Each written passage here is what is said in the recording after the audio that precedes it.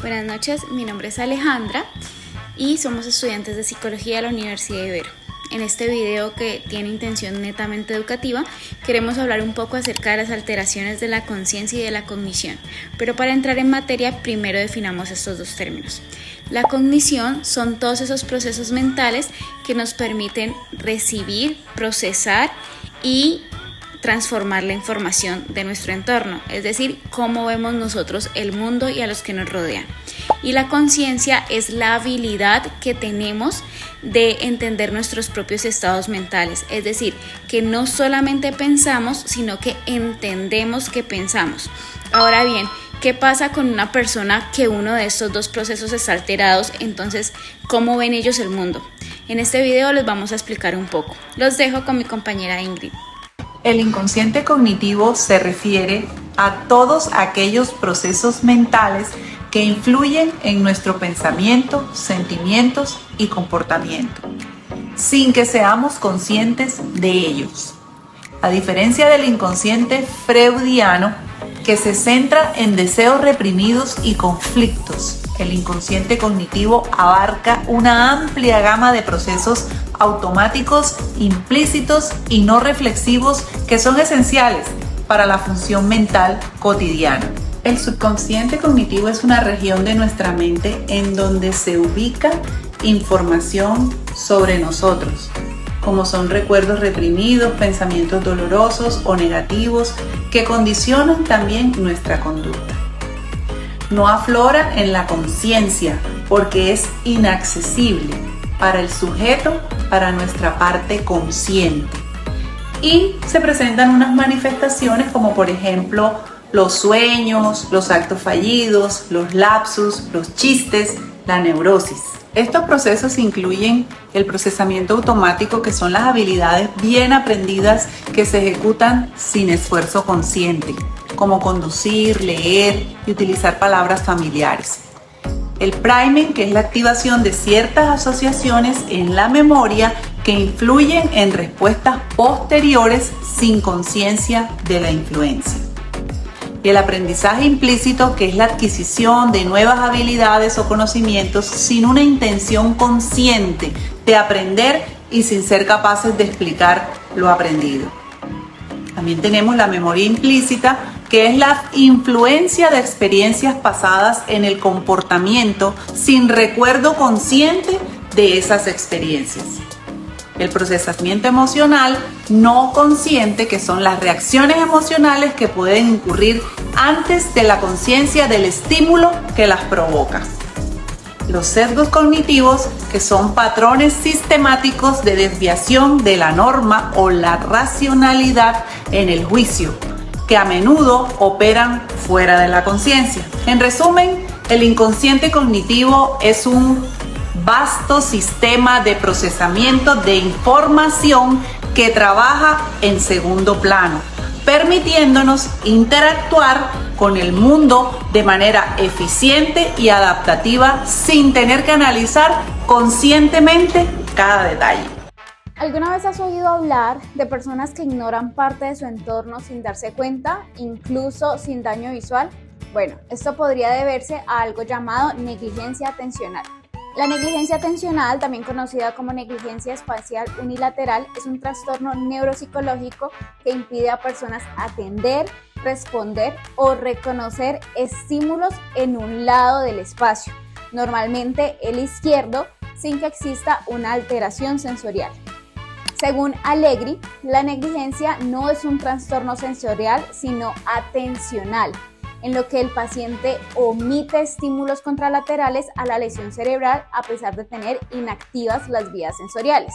Martínez Parra, Viñuela y Duque en el 2011 explican que este fenómeno suele presentarse tras lesiones en el hemisferio derecho del cerebro y que afecta la representación del esquema corporal y del espacio.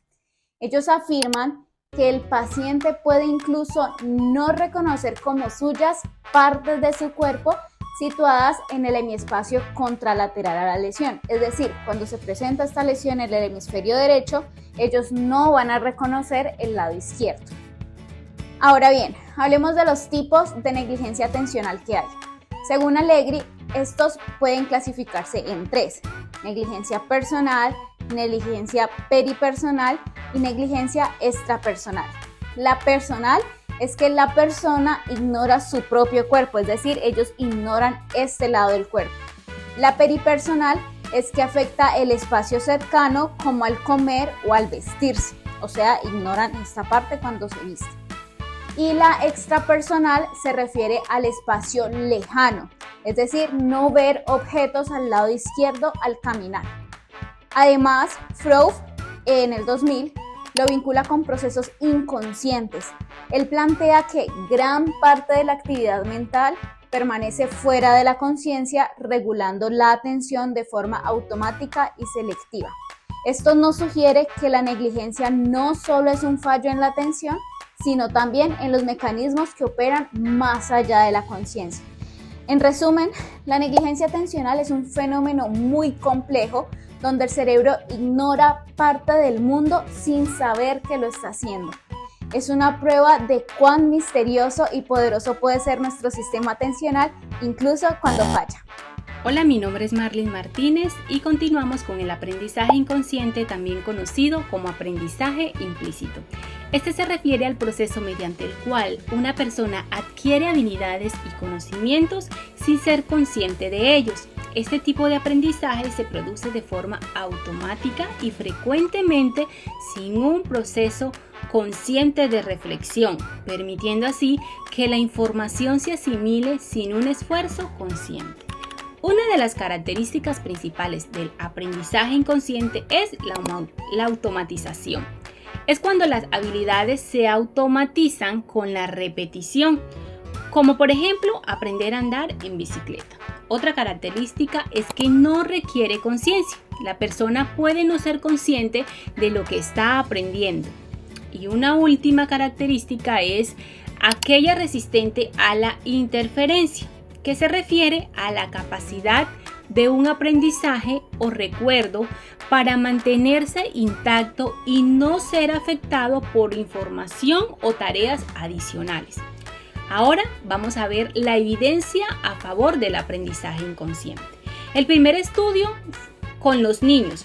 Investigaciones han demostrado que los niños pequeños pueden aprender reglas gramaticales de un idioma sin haber sido específicamente enseñadas, simplemente a partir de la exposición y práctica. Es decir, al escuchar a los padres, escucharlos hablar, ¿verdad? Los niños pueden aprender a formar oraciones correctamente, simplemente practicando y escuchando.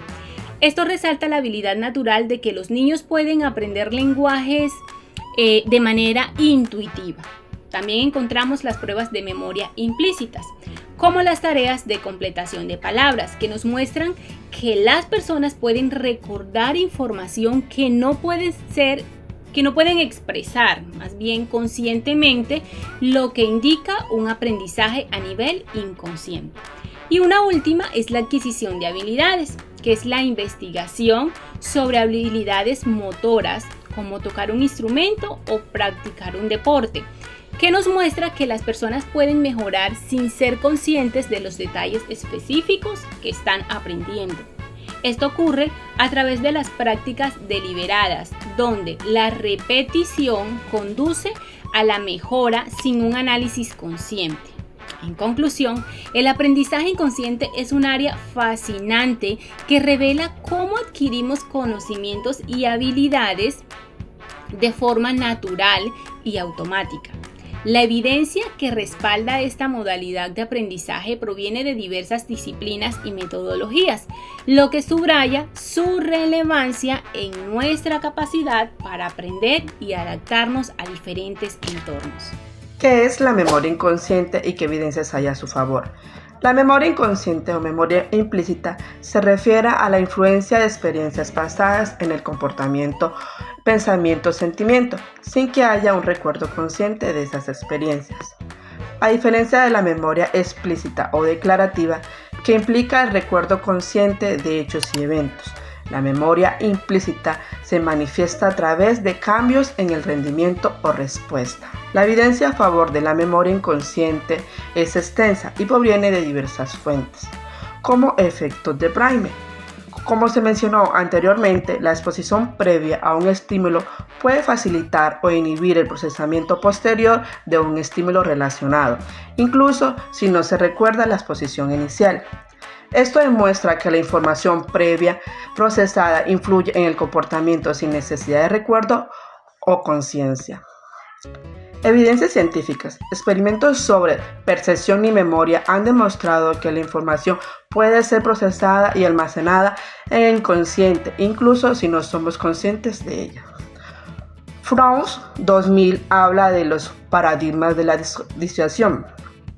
La evidencia empírica de lo que podríamos llamar inconsciente cognitivo procede principalmente del manejo de las situaciones experimentales en las que se opera el paradigma con la disociación entre dos índices o criterios, uno sensible a la simple computación de la información y otro que exige un conocimiento consciente.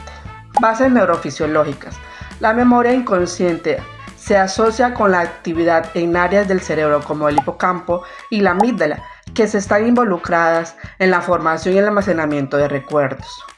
La memoria consciente, por otro lado, se asocia con la actividad en áreas del cerebro como la corteza prefrontal y la corteza parietal, que están involucradas en la atención y la conciencia.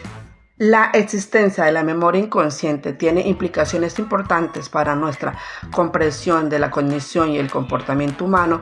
Puede influir en nuestros pensamientos, sentimientos, comportamientos de maneras no conscientes, lo que puede tener conciencia importantes en áreas como la psicología clínica y la toma de decisiones.